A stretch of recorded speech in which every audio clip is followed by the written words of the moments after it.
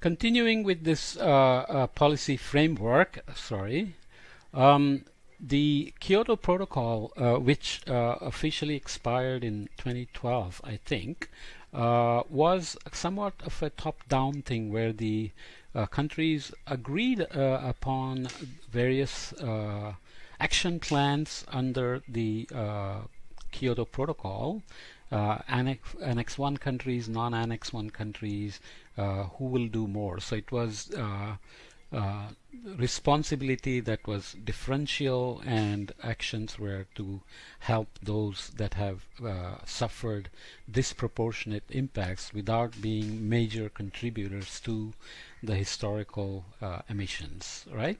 Uh, it is safe to say that Kyoto Protocol was not superbly successful, but it was definitely successful in terms of all the countries being engaged in the negotiations and agreeing upon a few things.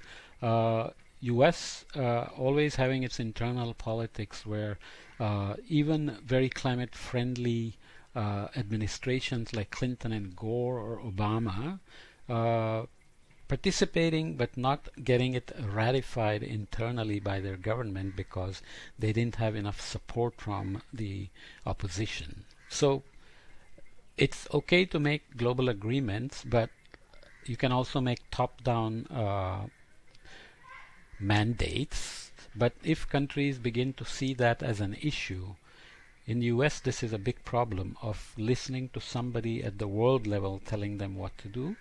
They already have a problem of listening to the central government or the state government because of this so-called I don't know, it's called some settlement mentality or whatever. Lots of justifications, but essentially they don't like government in general. Let's say some fraction of the of the citizenry. So in 2015, the Paris Agreement was brought into effect again via that's a firework that went off there, uh, through common UNFCCC negotiations, and this time it was made more democratic. Countries submitted their own plans. Originally it was called intended nationally determined contributions. Now it is just INDC. Now it's just called NDC, nationally determined contributions, where, for example, India says it'll reduce its emission intensity of GDP. It's not total emission intensity of its gross domestic product by 33 to 35% below that of the 2005 levels by 2030. Power capacity will be 40% fossil fuel based. Okay, so economy will continue to grow. They want the economy to grow at 10% or greater per year. Pandemics have an impact on that, of course, but as GDP grows, emissions grow, but the idea is that you reduce the energy intensity of the GDP and you reduce the carbon intensity of the energy production. So you increase the renewable contribution and you try to get there. And there are mandates set in as to verification, etc. We don't know exactly how COVID-19 disruption will affect the whole process. Nonetheless, China, the other big player, promises to reduce its emission intensity of GDP by 60 to 65% below 2005 levels by 2030. Obviously, much bigger target than India, but its economy is also growing faster, so its emissions will also grow faster. So the actual emission reductions will not be that apart as this would imply.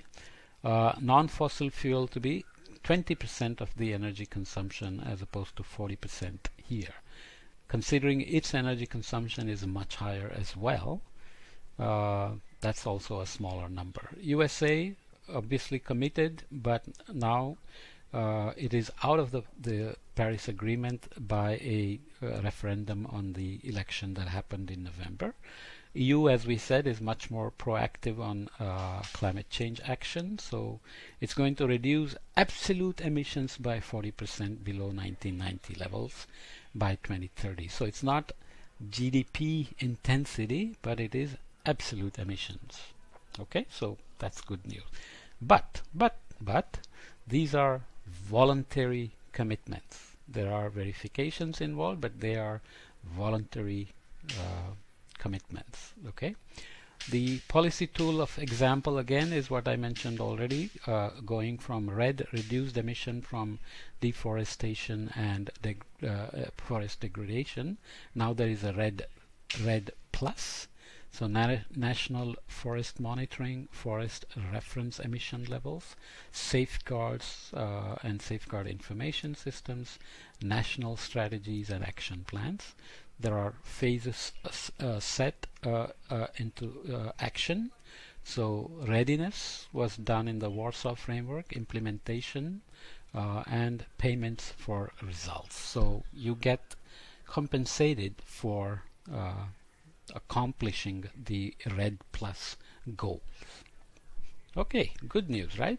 Anything that leads to reduced emissions is good as long as it is just, equitable and sustainable. Okay, activists here now showing pressuring the universities and other institutions to divest from fossil fuels out of a conviction that we cannot wait for national and international leaders to address climate change. Fossil-free University of California system action at the Regents of University of California meeting in Sacramento happened, and this is from 350.org. Nonetheless, as I said before, there are many details that one has to worry about. How many of these kids, for example, own cars? How many of them really need cars? How many of them are careful about how much they drive? How many of them are careful about what diet they consume? How many of them are carrying energy intensive phones and so on and so forth? Awareness is good, participation is good, call for action is good, but also you cannot simply divest from fossil fuel unless you have effective alternatives. That's also something to remember.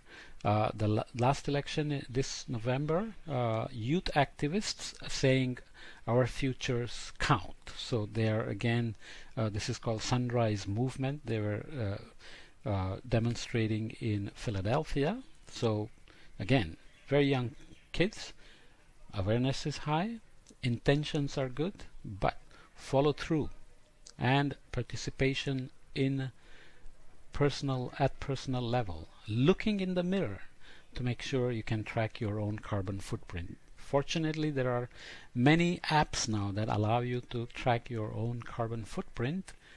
And other details to remember: traveling is bad for climate change, but traveling is good for cultural exchanges, cultural awareness, and climate justice. How do you take care of the negative impacts of transportation versus all the pros of traveling? I like to travel. I want to see places, right? So those are the kind of challenges when it comes to developing policy frameworks for climate justice and reducing climate impacts in the first place.